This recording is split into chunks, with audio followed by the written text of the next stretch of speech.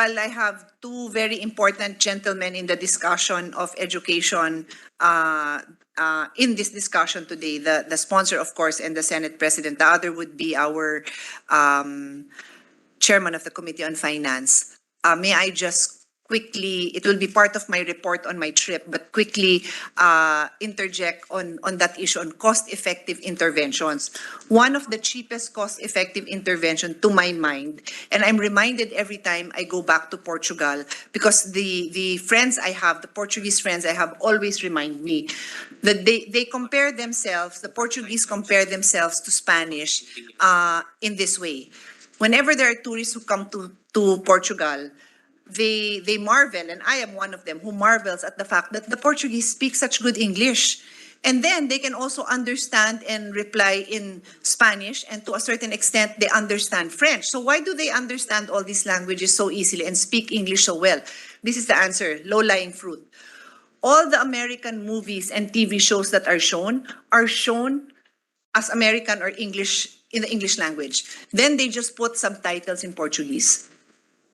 Dito, I was shocked, Mr. President, because I'm sure when we were growing up, lahat ng American na pinapalabas is English. Ngayon, nakadub na in Filipino, and I go back to my quandary, hindi na ba nakakaintindi ng English ang mga Pilipino? Bakit nung panahon ng bata ako, nanonood ako ng English cartoons? So lahat din ng Pilipino nanonood ng English cartoons in English. Ngayon, dinadub na yon. Whether it's cartoons, an action movie, dinadub. Ba't kailangan idub? Diba? Can we go back? Can we insist? This is a low-lying fruit. Walang gastos yun. In fact, makakatipid pa yung mga networks if they don't bother to dub it. Can they just retain it in the language that it is brought to us? Now, iba naman if it's Korean because we really don't understand Korean. But take note, marami na nag-aaral ng Korean. So, why dub English movies and TV shows into Filipino when we're trying to promote the use of English? Diba? Simple lang yun.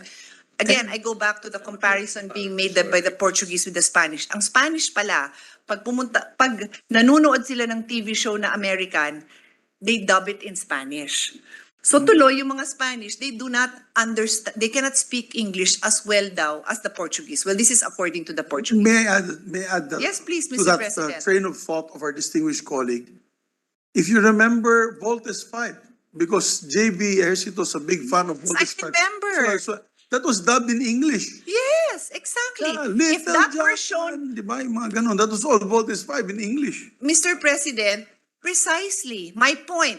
Ngayon, yung mga ganyan na I don't know if there's anything as memorable as Voltes 5 was during our generation to these younger people, it's no longer in English. Sayang naman, it's a low-lying fruit. So if the gentleman here, and hopefully maybe there are other colleagues of ours listening from their own monitors and in the lounge, can join me. I want to file a resolution to address this because it's a choice that we need to make. It's a low-lying fruit. It's cheap. So to respond, how will they learn English kung hindi naman nag-i-English yung parents nila?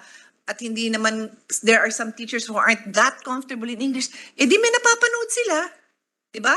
So, ganun lang yun, Mr. President. I'm happy to see the Senate President nodding, the gentleman, our sponsor, nodding as well. And I'll proceed to the next point, but I'm happy to be able to raise this point at this moment that just we're to discussing. respond, Mr. President, yes,